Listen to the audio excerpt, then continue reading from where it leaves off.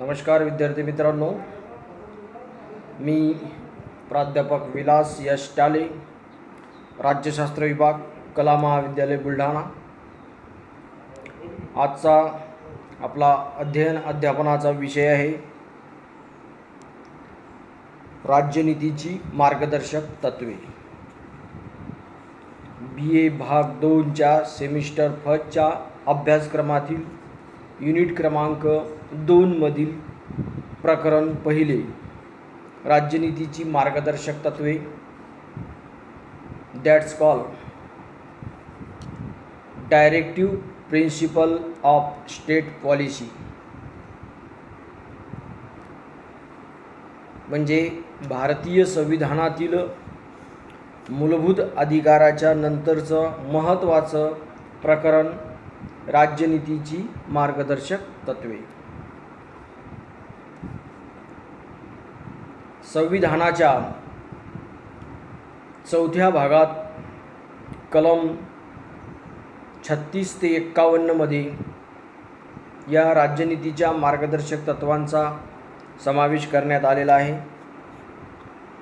ही मार्गदर्शक तत्वे आयर्लंडच्या संविधानातून घेण्यात आली असली तरी सर्वप्रथम या मार्गदर्शक तत्वांचा समावेश हा प्राचीन स्पेनच्या संविधानामध्ये करण्यात आलेला दिसून येतो। आधुनिक काळामध्ये सिलोनच्या संविधानात सुद्धा अशा मार्गदर्शक तत्वांचं प्रकरण समाविष्ट करण्यात आलेलं आहे। या मार्गदर्शक तत्वांचा मुख्य उद्देश म्हणजे लोकशाही शासन व्यवस्था परिणामकारक व यशस्वी करणे, सरकारने कसे वागावे याचं संपूर्ण मार्गदर्शन या मार्गदर्शक तत्वाच्या माध्यमातून करण्यात आलेलं आहे। अतिशय महत्त्वाचं प्रकरण आपल्या देशाची व्यवस्था ही मजबूत व एकसंध बनविण्याच्या दृष्टिकोनातून या तत्वांची निर्मिती करण्यात आलेली आहे। या मार्गदर्शक तत्वाची स्वतःची वैशिष्ट्ये सांगता येतील की राज्यावरील रचनात्मक बंधने आणि राज्याने काय करावे हे सांगण्याचं काम किंवा कार्य या मार्गदर्शक तत्वांमधून करण्यात आलं। या मार्गदर्शक तत्वाचा दुसरं वैशिष्ट्य म्हणजे या मार्गदर्शक तत्वाचा उद्देश सार्वजनिक हित हाच एक महत्त्वाचा उद्देश घेऊन ही मार्गदर्शक तत्वे निर्माण करण्यात आलेली आहेत। आणि असं सार्वजनिक हित साध्य करता भारतामध्ये कल्याणकारी राज्याची स्थापना करणे यासाठी या मार्गदर्शक तत्वाचा जन्म झालेला आहे। हे तिसरं या मार्गदर्शक तत्वांचं महत्त्वाचं वैशिष्ट्य। यासोबतच समाजवादी, उदारमतवादी, गांधीवादी विचारसरणी आणि या विचारसरणीचा पुरस्कार किंवा या विचारसरणीवर आधारित ही मार्गदर्शक तत्वे आहेत। म्हणजे समाजवादाची स्थापना करणे, उदारमतवादी लोकशाहीच्या दृष्टिकोनातून समाजवादाची स्थापना करणे आणि गांधीवादी दृष्टिकोनातून किंवा गांधीवादी विचारसरणीतून आपल्या भारताचं प्रदर्शन करणे किंवा आपल्या भारताची व्यवस्था संचालित करणे हे एक वैशिष्ट्य या ठिकाणी सांगता येईल। सर्वात महत्त्वाचं म्हणजे ही मार्गदर्शक तत्वे पुरोगामी विचारसरणीचा आधार घेऊन निर्माण करण्यात आलेली आहेत। प्रतिगामी विचारांना जे प्रतिगामी विचार मानवी हिताच्या आड येतात. व्यक्तींवर अन्याय अत्याचार करण्याचं, समाजामध्ये अस्पृश्यता अंधश्रद्धा निर्माण करण्याचा प्रयत्न ज्या प्रतिगामी विचारातून होतो, त्या प्रतिगामी विचारांना बाजूला सारून पुरोगामी विचारसरणीचा आधार घेऊन भारतीय समाजात राजकीय व्यवस्थेच्या माध्यमातून आमूलाग्र परिवर्तन घडवून आणणे हा सुद्धा या मार्गदर्शक तत्वाचं एक वैशिष्ट्य आणि महत्त्वाचं वैशिष्ट्य म्हणून गणलं गेलेलं आहे. या मार्गदर्शक तत्वाचं आणखी एक वेगळं वैशिष्ट्य म्हणजे या मार्गदर्शक तत्वाची जर अंमलबजावणी येणाऱ्या सरकारनं केली नाही तर त्यांच्या विरुद्ध न्यायालयात दाद मागता येत नाही.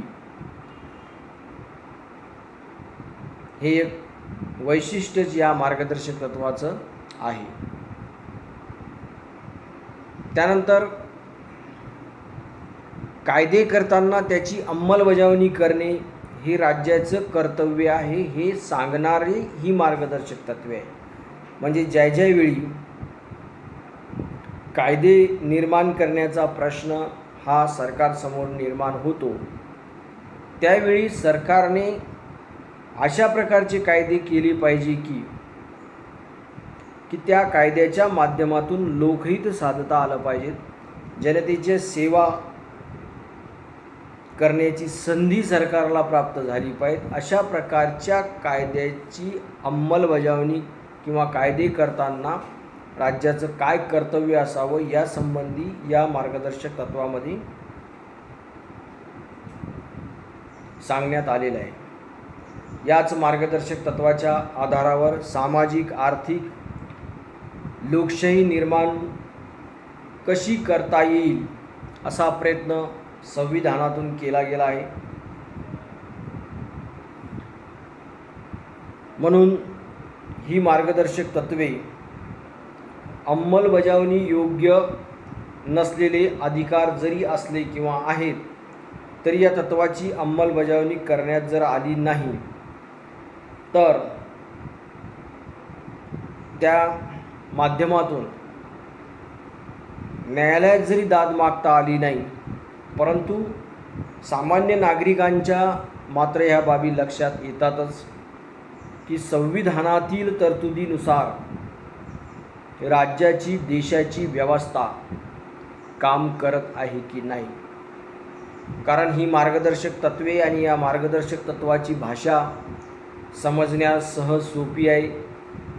त्याचं वर्गीकरणी किंवा विभागणी अतिशय थोडक्यात आणि महत्त्वाच्या 4 भागात केलेलं आहे. ते म्हणजे आर्थिक धोरणविषयक मार्गदर्शक तत्वे, सामाजिक धोरणविषयक मार्गदर्शक तत्वे, राजकीय धोरणविषयक मार्गदर्शक तत्वे आणि आंतरराष्ट्रीय धोरणविषयक मार्गदर्शक तत्वे. म्हणजे देशाच्या राजकीय व्यवस्थेच्या कार्याचे प्रमुख ठळक 4 भाग आणि त्या 4 भागात या मार्गदर्शक तत्वांच्या माध्यमातून मार्गदर्शन करण्याचं काम संविधान निर्माण करणाऱ्यांनी त्यावेळी करून ठेवलेलं आहे. म्हणून या प्रकरणामध्ये आपल्याला आर्थिक बाबतीत, सामाजिक बाबतीत, राजकीय बाबतीत आणि आंतरराष्ट्रीय बाबतीत काय काय घटना निर्माण करताना आपल्याला सांगितलेलं आहे किंवा सरकारला सांगितलेलं आहे, त्याचा भारताचा एक सुशिक्षित नागरिक, राज्यशास्त्राचा अभ्यासक या नात्यानं हे पाहणं गरजेचं आहे, संयुक्तिक आहे. आणि सरकारची कार्याचं परीक्षण, सत्तेच्या कार्याचं परीक्षण या माध्यमातून करण्याची संधी या अभ्यासातून आपल्याला प्राप्त होणार आहे. हाही एक महत्त्वाचा आनंद या मार्गदर्शक तत्वाच्या अभ्यासामध्ये किंवा अभ्यास करण्यामागे आहे. ही मार्गदर्शक तत्वेचे जे वर्गीकरण आहे ते वर्गीकरण 4 प्रमुख विभागात आपण कशा पद्धतीने केलं हे पाहिलं. विचारसरणीच्या आधारावर सुद्धा या मार्गदर्शक तत्वाचं वर्गीकरण काही विचारवंतांनी करून ठेवलेलं आहे. त्यामध्ये मग समाजवादी तत्वे म्हणजे सामाजिक धोरणविषयक तत्वे हे समाजवादी गटामध्ये येतात. उदारमतवादी तत्वे हे आर्थिक धोरणामध्ये उदारमतवाद दिसून येतो. आणि राजकीय धोरणविषयक जी तत्वे आहेत किंवा आंतरराष्ट्रीय धोरणविषयक हे 2 जे प्रकार आहेत हे गांधीवादी तत्वामध्ये किंवा गांधीवादी तत्व त्यामध्ये दिसून येते. या सर्वांचं सविस्तर चर्चात्मक अध्ययन आपण या व्हिडिओच्या माध्यमातून करणार आहोत. मार्गदर्शक तत्व आणि त्या तत्वांचा अर्थ, त्या तत्वांची अंमलबजावणी, उपयोगिता या सर्वच बाबीचा विचार आपण या प्रश्नामधून करणारच आहोत. आजच्या तासिकेमध्ये आपण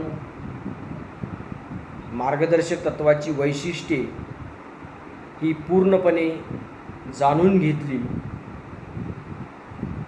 आपण सर्वांनी या मार्गदर्शक तत्वांच्या बाबत या तासिकेमध्ये जी काही माहिती मी आपल्यासमोर ठेवली आहे ती निमूटपणे आपल्या नोट्समध्ये लिहून घ्यावीत. मार्गदर्शक तत्वांच्या वैशिष्ट्यांचा जवळून अभ्यास करावा. आतापर्यंत जर आमच्या चॅनलला लाईक केले नसेल सबस्क्राईब केले नसेल तर सबस्क्राईब करावे. बेल आयकॉनवर क्लिक करावे. तसेच हा व्हिडिओ जर आपल्याला आवडला असेल तर या व्हिडिओला लाईक करा, शेअर करा, कॉमेंट बॉक्समध्ये आपला अभिमत नोंदवा, अभिप्राय नोंदवा.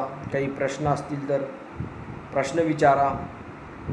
त्या कॉमेंट बॉक्सच्या माध्यमातूनच आपलं समाधानही आमच्याकडून निश्चित केले जाईल. आपण या ठिकाणी थांबूया. धन्यवाद.